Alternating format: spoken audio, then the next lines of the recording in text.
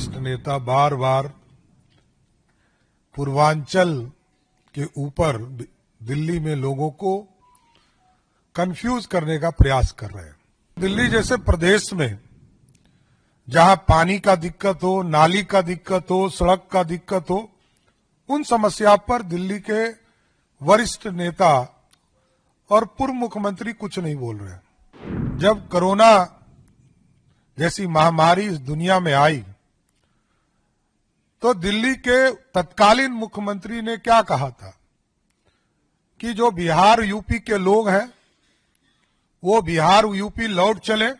चले जाएं, इलाज तक की व्यवस्था नहीं दिया। मैं देख रहा हूं कि कुछ दिनों से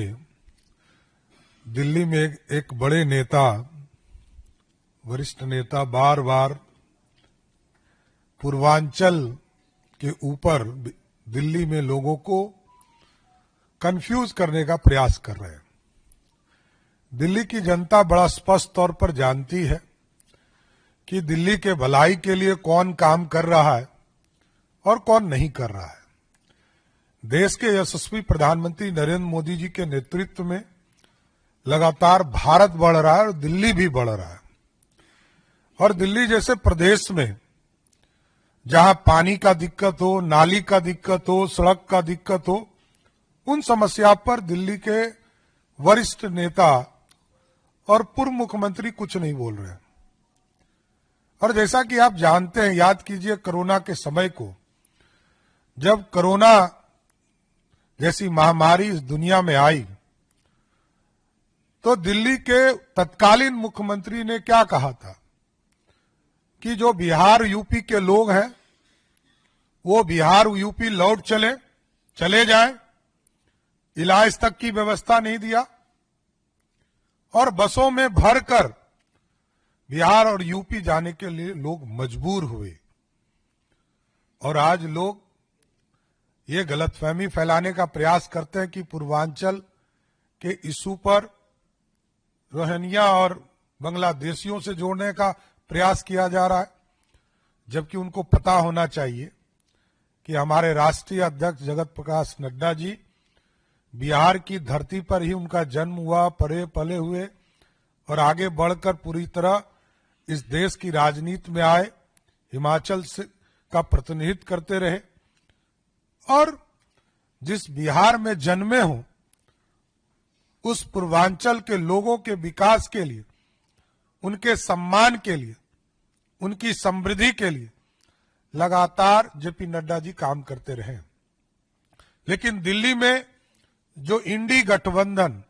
के लोग हैं, ये ना विकास से इनको मतलब है, ना दिल्ली के समृद्धि से मतलब है,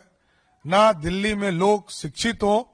रोजगार मिले, इससे कोई चिंता लेना देना नहीं है। इसलिए आज बड़ा स्पष्ट तौर पर मैं आग्रह करने आया हूं दिल्ली में रह रहे पूर्वांचल के लोगों से, इन लोगों से सावधान रहने की जरूरत है